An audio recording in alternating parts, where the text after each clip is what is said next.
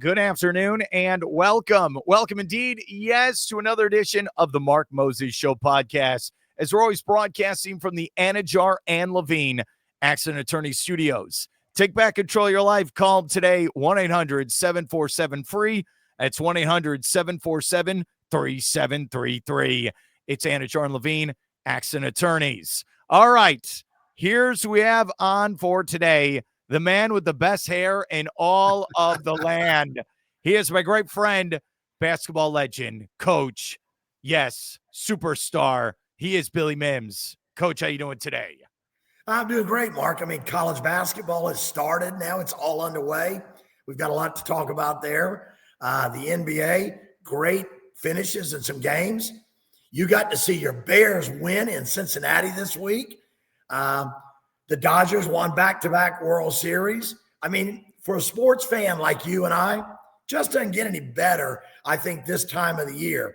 Baseball, we just got through the World Series, but now football's in deep flow in the NFL and in college football. We had the first ratings for the college football playoffs that came out yesterday. So, and basketball just getting into swing. It just doesn't get a whole lot better than this for American sports fanatics. Well, the one part that puts a damper on all of this, I'm trying to use a college term here, is a stupid ESPN and YouTube TV, which I've had, okay, where we're in a dispute. I'm going to say this to you right now. I've had it. I'm sick of your disputes. It's never going to. I thought cutting the cord was going to be cheaper. Now it's even more expensive. And honestly, I'm at the breaking point, Coach, because after a while, when I look at my viewing habits, the only show I care about are the ones that I appear on. And I know that sounds very selfish to me. Half the time, I'm on YouTube and I'm on TikTok watching videos. So there's part of me, oh, you don't want to have the game on? Well, then I'm going to cut the cord to streaming cable. That's how. Are you going through this struggle as well? Oh, absolutely, Mark. I mean, I for a while have been a YouTube customer as well. I cut the cord with cable TV because I couldn't justify costs going up and paying over $200 a month for 100 channels I wasn't watching. So I cut the cord on cable TV, and I went, and again, I've been a cable TV subscriber all of my lifetime. Even when I went overseas, I was subscribing to cable TV in England, watching Sky Sports all the time. So I've never been just a terrestrial television person since, I guess, the 1970s, before there was cable TV. I've been a cable TV fan, but the cost was skyrocketing, and then you had all these other options. So I started investigating, and like you, I went to YouTube TV. I thought it gave me everything I wanted. I could watch it at home. I could watch it on my phone, on my iPad, wherever I wanted. I could watch normal, regular, local television, local news, but I could also watch all the sporting events I wanted and all the main channels that I really cared about. So, and when I first started with YouTube TV, I think I was only paying like $70 a month, and that was way cheaper than $200 a month cable bills. So yes, now here's my problem. I agree with you completely, right? I'm upset every time you turn around. It's sort of like the government shutdown now. All these little continuing resolutions so that, it's going to run out again. And what we're going through now will go through again in another year and another year and another year. And every one of these contracts with streaming TV seems to be the same. Right now, you've got YouTube fighting a battle, which I do agree with, and I'm happy for them, that are standing up and saying, look, we're the largest streaming platform in the United States with over 10 million subscribers, and we're trying to protect. People came to us to cut the cable. They came to us because we gave them better value. But Disney, on the other hand, who owns ABC and ESPN, so Disney, on the other hand, is really showing their greed at the moment because they also started Hulu. Disney owns Hulu, ESPN. You talk about a monopoly on what viewers can watch. Right now, Disney has the biggest monopoly out there. And I don't like it because of this. It appears to me, I'm just the outsider. I'm just like you, I'm the client. I'm subscribing to the service. But when Disney also started Hulu plus live TV, well, now it's like Disney offer also what YouTube TV offers through their Hulu plus live TV. YouTube TV offers live TV and sports. Now Hulu plus offers live TV and sports. Disney owns a competitor to YouTube. So, but because of owning all the rights to ESPN and ABC and those sort, they own the majority of the sports viewership in this country, right? And I mean, I know there are other networks doing it, but not like ESPN. ESPN is the sports flagship network in this country. So when ESPN took them over, Disney took them over and offered a streaming platform of live TV, they became a direct competitor for YouTube. And what are they doing? They're trying to take customers like me and you and saying, hey, well, you can't get ESPN on YouTube anymore. Better come subscribe to our platform, which is more expensive, more costly, and is trying to take us away from their competition. You know what I love? We didn't prep any of that. You were just ready. You were just ready to get it off your chest. You know what? I'm like many Americans, and I'll say this. I am so into college football right now and the start of college basketball. Obviously, I'm watching the NBA, but I watch most of that on NBA TV, right? So because of that, I'm so into that. When this battle of the networks or the television distributors between Disney and YouTube went into play, I went out this weekend. My wife said, well, what are you going to do? I said, well, I'm going to find an alternative. So I looked up who had the 5-day free trial periods. Oh, you did that route. I took one of those. So all day Saturday, I was still watching every college football game I wanted to watch. I had access to ESPN on Saturday. So, okay, and all weekend and early this week, I've been watching on ESPN all the college basketball games getting going. But now my 5-day trial is about to run out. And then the package of unlimited ESPN is now going to cost me an additional $70 a month on top of the $94 a month I'm already paying for YouTube TV. So it's now taking me right back. I might as well have stayed with cable. I know. Then you wouldn't been able to watch the game. Here's my example. It's like restaurants right now. Why aren't people coming to our restaurant? Well, guess what? I don't want to spend $22 on your 3 taco entree at the Mexican restaurant where it's beef, rice, beans, and the shell. And it's costing me $22. Before I get the drink, I have to pay for the tip. What do you think's happening here? This is the problem.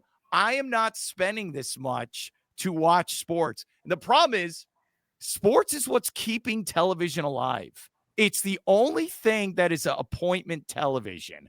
Everyone else, when it comes to television on your TV, you're on a streaming app, Hulu, Netflix, Paramount, and you're watching it your time. You can't, I say this all the time, you can't DVR the Super Bowl. You can't tape it and watch it 3 months from now. You have to watch it in that moment. So I know you're venting, I'm venting.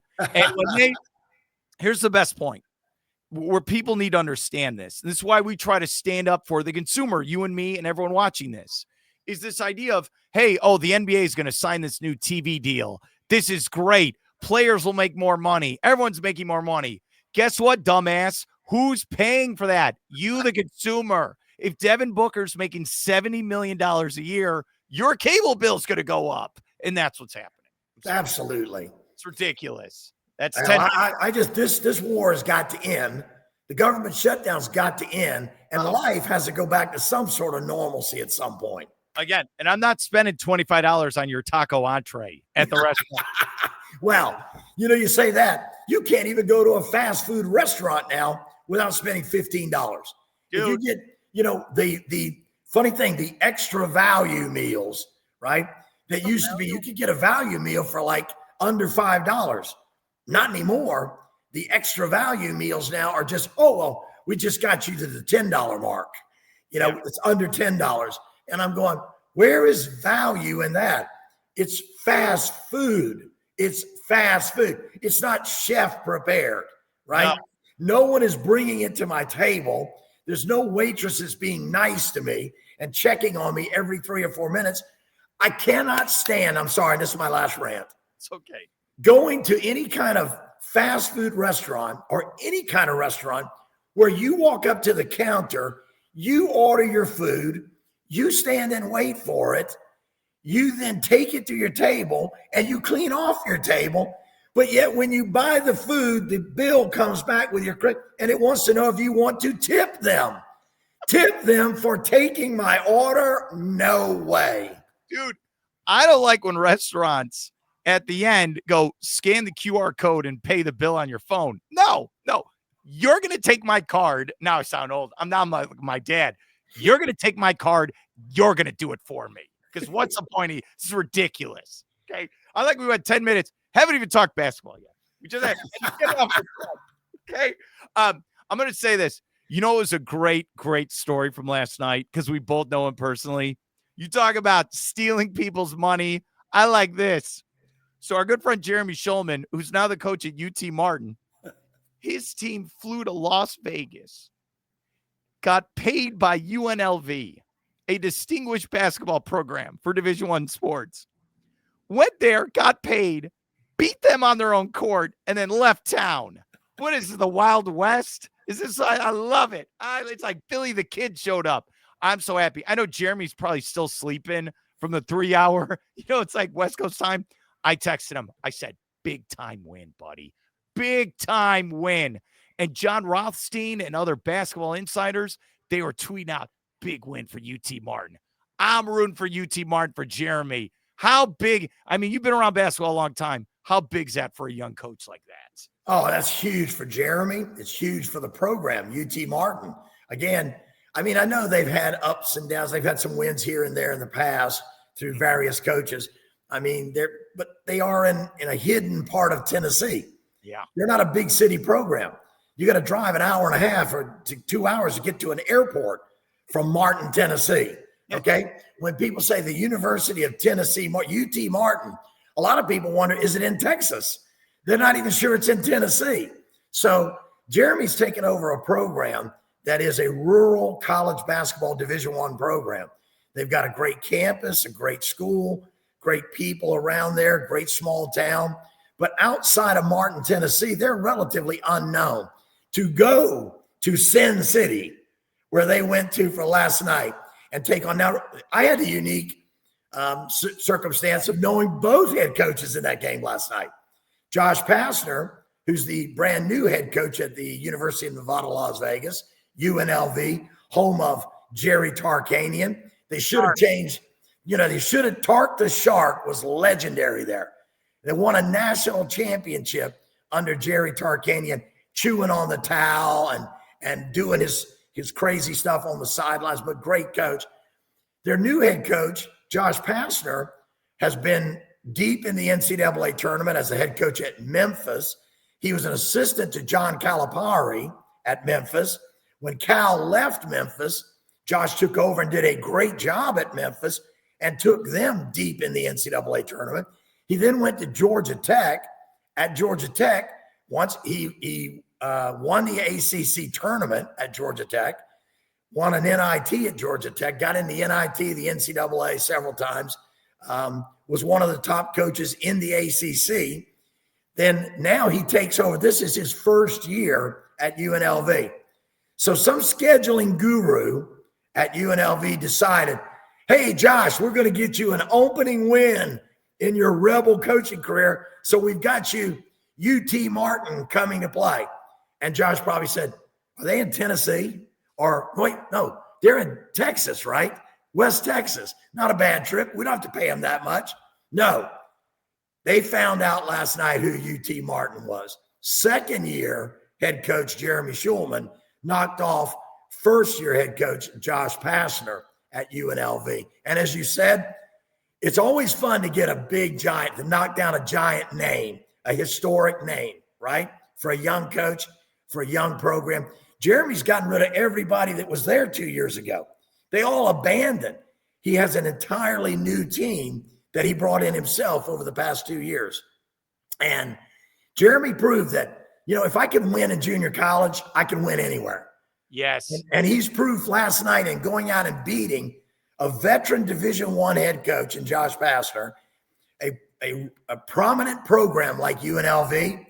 If he can take UT Martin out and win that game in today's NIL world, and I'm certain, even though my former assistant coach, Juwan Holmes, is the new general manager for Jeremy's basketball team at UT Martin and in charge of getting NIL money to help buy some better players, even though I'm sure Juwan's doing a great job in that role at UT Martin, there is no doubt that any program in Nevada, Las Vegas, in Sin City, only a few steps away from that prominent road that runs right through all those casinos, certainly has more money to pay players than Martin, Tennessee does. So I know that they brought in bigger talent for more money, but the little school, it kind of reminds you of Hoosiers. They're in Tennessee, not Indiana. They're in college in Division I, not high school. But last night was a little bit Hoosier-esque, okay? Jeremy, the veteran junior college coach, taking his Division I small Division I team to the mecca of college basketball, Sin City, Las Vegas, UNLV, and beating a veteran coach and a prominent program. Hats off to UT Martin and Jeremy Shulman. That was very well said. I appreciate you saying that. What I want to bring up, it's not even about what happened on the court. It's about these stories we learned, especially in college basketball. It reminds me of you from this standpoint. You are from South Carolina. You played, and then you had to really, really put in that hard work as an assistant and really had to pay your dues, just like I had to do in my life. Right. Hell, I'm still doing it, but that's another story. So we both are. Yeah, you really had to pay your dues. And then who gave you the opportunity to become a head coach? You had to go overseas, right? And you had to really work on it for years and years and years. And that's what I respect about you. You paid your dues. And I always say this idea, this is what I always say, like when I talk to college kids. There's places you want to go, but there's places where you're needed. Where am I needed and where can I succeed? Your calling was you got to go overseas and you'll get your chance. And you had to do it. You had to go for it, and you did. Jeremy, his only opportunity, he went to Eastern Florida. That's the place that gave him that one opportunity to be a head coach. He was there for over a decade, paid his dues, worked on it. Then after doing all that, everything he accomplished, one offer, he had to go to UT Martin. You know what I mean? So it's one of these things, constantly I hear 20-year-olds now where, well, I deserve to make $75,000 out of college and I deserve this. No, it's going to be hard. You got to pay your dues and you got to work your way up. So guys like you, guys like Jeremy, I will root for you guys forever. Like I constantly, like your daughter, I'll keep going. Your daughter, Courtney, one of those things. Hey, she graduated from the University of Florida, got her degree in broadcasting. Hey, she didn't go straight to ESPN. It doesn't work that way. She went to, I believe the first job was Pensacola, right? She started there. Pensacola, right? Panama City. I'm sorry. I apologize. All right, she's going to kill me for that one. Panama City. A P. Close enough. So Panhandle. She went there. Then she had to move here. Then she had to go there. She had to, you know what I mean? She's working her way up. She didn't just show there. So my thing is, this world we live in where NIL, transfer portal, I'm concerned we're going to have the next generation of kids, high school. Well, I'm not playing. I better go to 3 different schools. Then they're going to get to college. This is not good. And then they're going to get to the real world. They've transferred 8 times, and then they're not going to know how to pay their dues. That's what weirds me out in all this.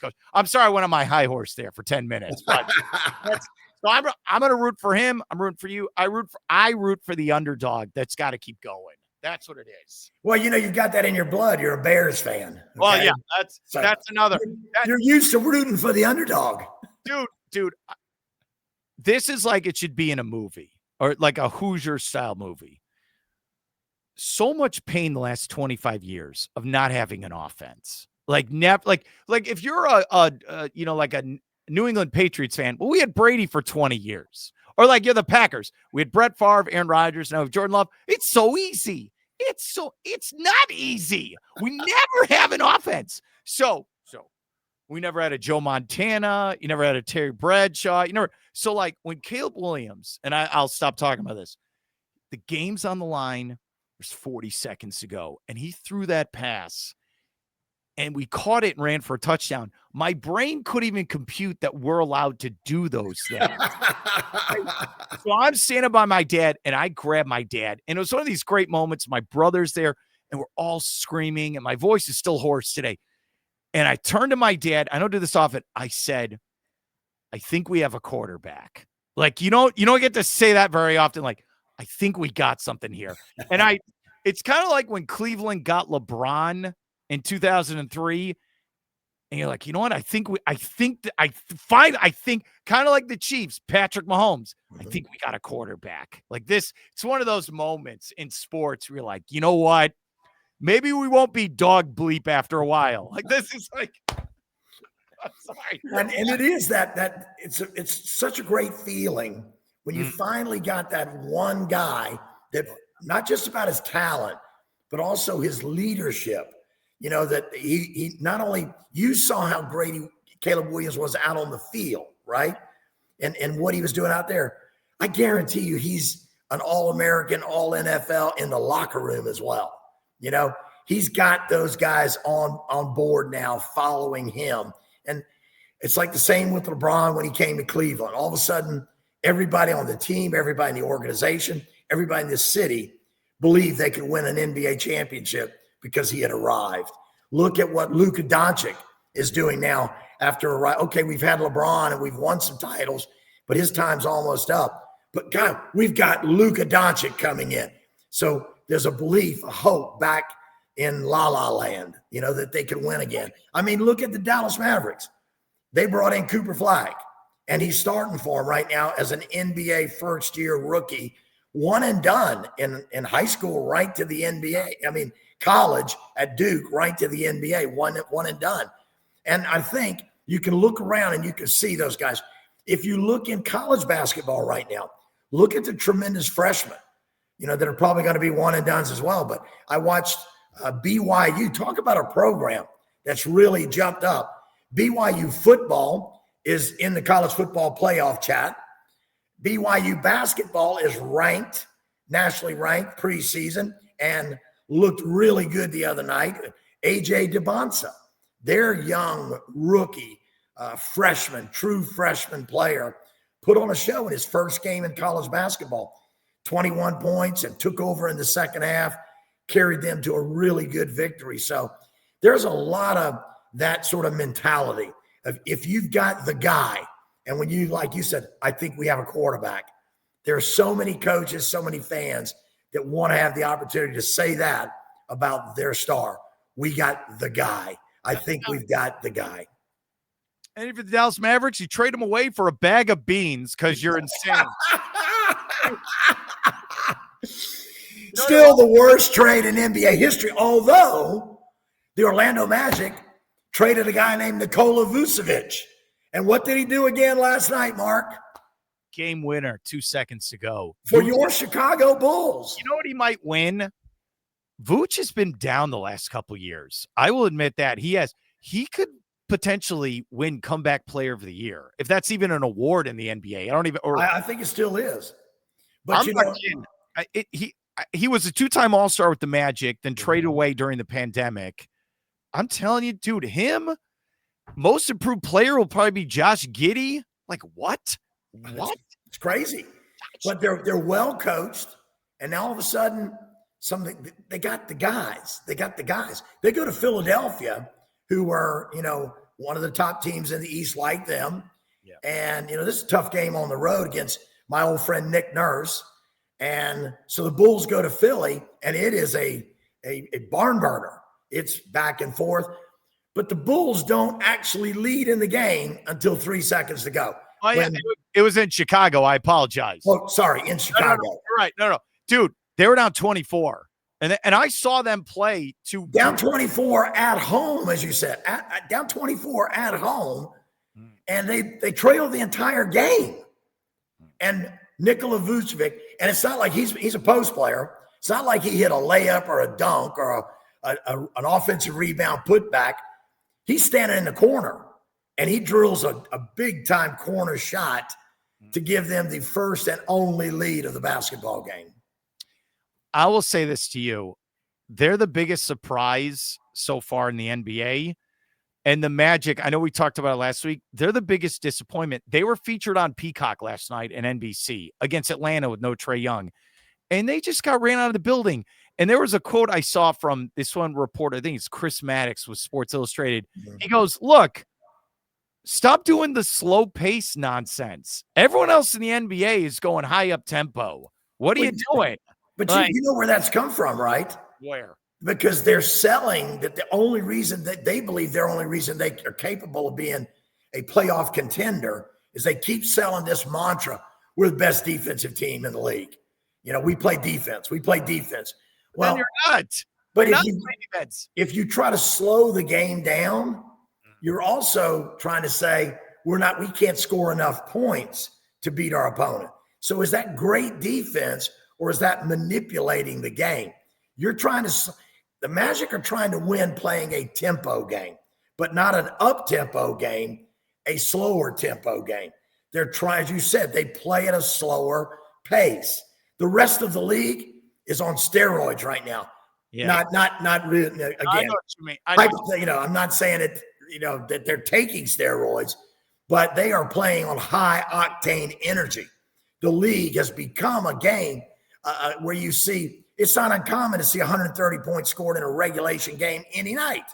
Not in overtime, not in extra time. Good teams are putting so much offense. They got 69, 70-point first halves, Mark. And guess what? That's what the fans like. They want it's just like in the NFL. They want to see scoring. They don't want to see 2004 Pistons 87-83 finals. Now, I can tell you what I used to say throughout my entire coaching career, right? Every clinic I ever went to, every coaching clinic, every time I watch a couple teams battle and I'm listening to the commentators on TV, the mantra constantly is defense wins championships. Defense wins championships. Yes, defense does help win championships. But I'm telling you anymore, last year, OKC, they were good defensively, but they were really good offensively. They scored points night in and night out. They had a lot of weapons, a lot of firepower. So the mantra might have been defense wins championships, but you said it best a moment ago. What the fans want, offense sells tickets. Yeah, it does. It's kind of like maybe the reference would be, and I'll let you go. Everyone's driving a Ferrari and you're trying to drive a Jeep Wrangler. Like that's like, you know what I mean? Like, what are you doing? Look, I want the Magic to win. I joked, hey, I went to Cincinnati to win. I didn't get on that damn plane to then see my team lose to Joe Flacco by 40 points. I'm here to win. I know this is like the Michael Jordan mentality. Like, I'm here to win. So with the Magic, I signed up to win 50-plus games. And for Franz Wagner and Paulo Banchero to become all-stars. I'm not signing up for another 35-win season. Right. I'm not doing that. That's what it is. So, hey, I've got to bring this up before we wrap up, Mark. Oh, okay. Shout should we just end? Should we call it shout-outs every week? Is that what we should do? Well, I just wanted to congratulate you that the Mark Moses Show is now international, because I'm getting text messages from Dundalk, Ireland. An old friend of mine who's a youth basketball coach in Dundalk named Brendan. And Brendan watches our show, listens to you, loves what you got, how you bring the energy to it, and loves the topics that we talk about. So you're being watched in Dundalk. And for people that don't know, that's up there like just on the border, Northern Ireland, close to Belfast, Dundalk, Ireland. And the basketball club he's with is Dynamite's Basketball Club Dundalk. So want to wish them, because they've started their season over there, want to wish Dynamite's Basketball Club good luck in their upcoming games, and tell Brendan and all that team and their family keep tuning in to the Mark Moses Show. Yeah. If they want to send us a jersey, I will put it behind me. Or more like a flag, a pennant. We need something. Yeah, I think we can accomplish that. And I have been to Ireland. I loved it. They're the nicest people. I loved it. And I will end with my shout out. My sister wants everyone to know, because she is the biggest David Beckham fan on the planet and still fantasizes that she's going to marry him. Okay. By the way, my sister, yeah, she's Dr. Moses, still thinks this is going to happen. Her boyfriend, David Beckham, was knighted and now is Sir David Beckham. This is for real. So when you get knighted, even though you're American, we will call you Sir William Mims, whatever your name's going to be. Sir William, as opposed to Prince William, right? You know, because there is a William pretty famous in England right now. He's married to Princess Kate. Prince William. I'll never be a prince, but you never know. There's still time. I lived in the UK for 12 years, coached professional basketball, won some championships there. I did a lot of community service. I was the Pied Piper of basketball around the country. So there's still a chance that, you know, I could get the call from King Charlie one day. But I got to add to what you said there about that. It was so funny. In a week where the week started out with King Charlie stripping his brother, Philip, of his royal titles, booting him out of his home and saying, no, you can't be here. Now you got to go live in Sandringham. And then ending with him knighting David Beckham to Sir Beckham. I was kind of thinking the knighting, they might have just jumped him up to Prince David, you know, and just, we lost to Prince last week. Maybe they should have knighted and princed David Beckham, you know, then we could have filled an empty role in the royal family. Now, I'm sorry. He's too busy. He has to become Mr. Dr. Sarah Moses. I'm sorry to say that. Hey, and one last thing. What? One last thing, because I know we got to go. All right. We always we're so good. We enjoy chatting. Yeah. It's so easy talking sports with you and life. I'm really laughing, by the way. But, you know, we gotta put this, because statistics always matter, right? A lot of money went out in Vegas last night, you know, because I'm sure the favorites were the running rebels of UNLV, right? So I have no idea what Jeremy's win of UT Martin upset the Nevada, Las Vegas running rebels and my friend Josh Pastner last night. I was in a win-win situation. Whoever won that game, I had a friend winning that game. How about you? Like, at the end of the day, I'm a winner. That's what. But in college basketball since Monday night, do you know that there have been 77 games played from Division I teams against non-Division I teams, against Division IIs, NAIs, National Christian College Association teams? I saw one women's basketball game, Division I women's basketball game, where the halftime score was 52-0. 52-0. Now, against a school called Bethesda. Bethesda was down at the half, 52-0. Those girls must have felt like Joan of Arc, okay? They must have felt like they were all tied on poles for the whole Coliseum to watch them be burned to death, okay? I'm just saying games like that should never be scheduled, especially now. Now, I come from a coach who used to play in those games, coach in those games, right? Where small schools got their shot to go play against the big Division I's. NIL and the transfer portal have made that a whole different can of worms. In the 77 games played, Mark, they weren't all 52-0 halftime. 77 men's games.